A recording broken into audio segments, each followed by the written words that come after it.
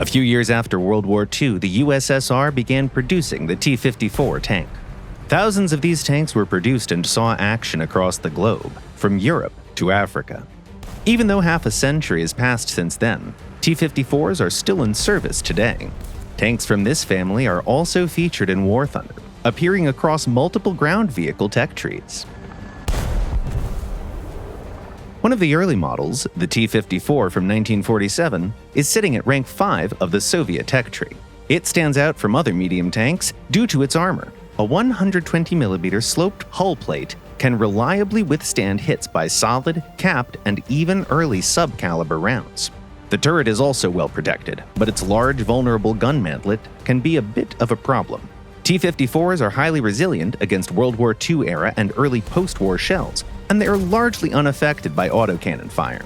20mm guns like the German RH-202 barely penetrate the tank's sides, although some models like the Swiss 35mm Ehrlichens with APF SDS belts can still be a threat.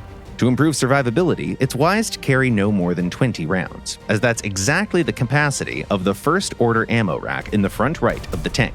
Any extra rounds would be stored under the crew's feet or behind their backs.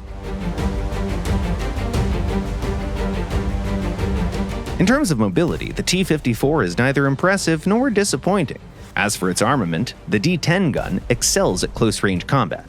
Rounds of the BR-412 series can KO any tank, especially if you target the ammo rack. However, these shells struggle with piercing armor and often ricochet off sloped plates.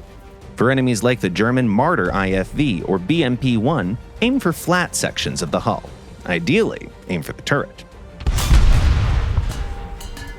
Early T-54s lack laser rangefinders and thermal sights, and their optics have lower magnification compared to their Western counterparts. While this may not cause major issues in close combat, there are still some other drawbacks. The gun lacks stabilization, has mediocre depression angles, and slow aiming speed. Given these limitations, the T-54 performs best in close-range engagements, while using obstacles for cover. It's also a good idea to lock the turret in place using the free camera, so that it doesn't turn unnecessarily. In combat, precise aiming isn't always necessary, as any penetration by the BR-412 shell will severely damage the enemy vehicle. However, some tanks require special tactics. For example, the German Maus or the American T-32E1 are nearly invulnerable from the front. It's best to disable their gun and then flank them. If things go south, you have smoke grenades at your disposal. After deploying them, reverse a bit, turn around, and then drive forward with the turret facing the enemy. This maneuver will be useful later on the tanks of the T-72 series. Finally, keep in mind that the D-10 cannon's reload time is slightly longer than that of Western tanks equipped with the 105mm L7, a common NATO gun. The good news is that the L7's sub-caliber rounds deal less damage than the BR-412.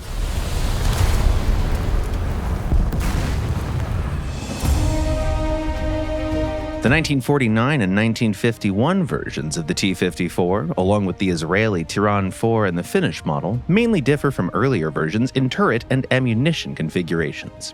The new mantlet design eliminates the distinct shot trap vulnerability, giving you more confidence when engaging opponents at any distance. However, it's still not a good idea to expose flat sections of armor around the gun to enemy fire. It's worth noting that hull armor of the later T-54s was reduced to 100mm due to issues with the running gear, so armor protection becomes more of a secondary characteristic. Now, a few words about new rounds. The 3BM8 APDS round offers excellent ballistics and is highly effective at long ranges. The 3BK5 heat shell can be considered versatile. It's effective against light tanks, anti-aircraft vehicles, IFVs, and even heavy vehicles like the IS-7. However, the heat round has mediocre post-penetration effects, so it's better to aim for the gunner, the gun mantlet, or the ammo rack. Some versions of the T-54 deserve a special mention. For instance, the Israeli Tiran 4S was rearmed with the L7 gun. That's bad news for close combat enthusiasts, as the new gun and its sub-caliber ammo aren't well suited for short-range engagements. On the positive side, the Tiran 4S encourages a more strategic, cautious playstyle. However, it takes the 105mm gun just as long to reload as the D-10. so relying on a faster rate of fire is, unfortunately, not an option.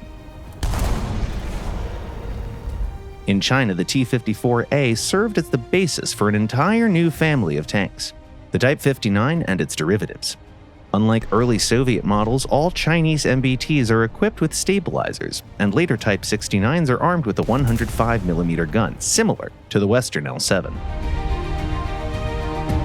T-55 tanks are basically a new, improved take on the same formula. The T-55 is distinguished from the T-54 by its new turret, which lacks the dome-shaped ventilator, and its gun equipped with a fume extractor.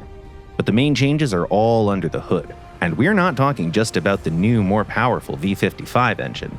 The gun now has a two-plane stabilizer, the first-order ammo rack is additionally protected by fuel tanks, and the tank can use APF SDS rounds.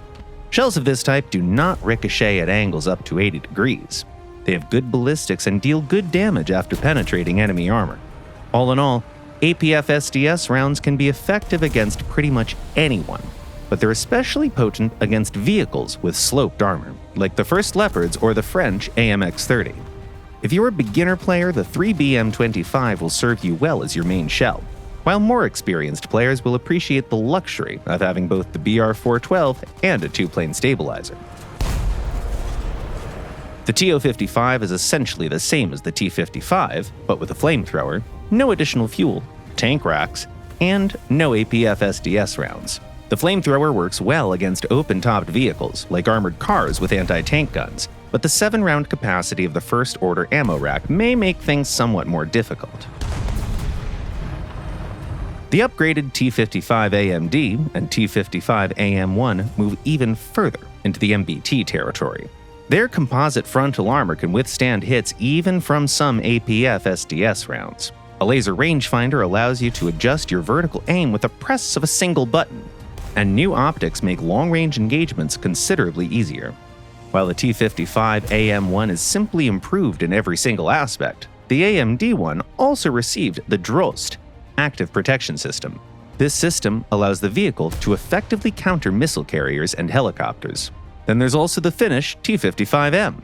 It's quite similar to Soviet models, but instead of additional armor or fancy protection systems, it comes with more powerful APF SDS rounds developed in Belgium. The T-54 is one of War Thunder's best breakthrough tanks, and an excellent choice for easing the transition from mid-20th century medium tanks to modern MBTs. What are your thoughts on this iconic tank? Share your experiences in the comments below.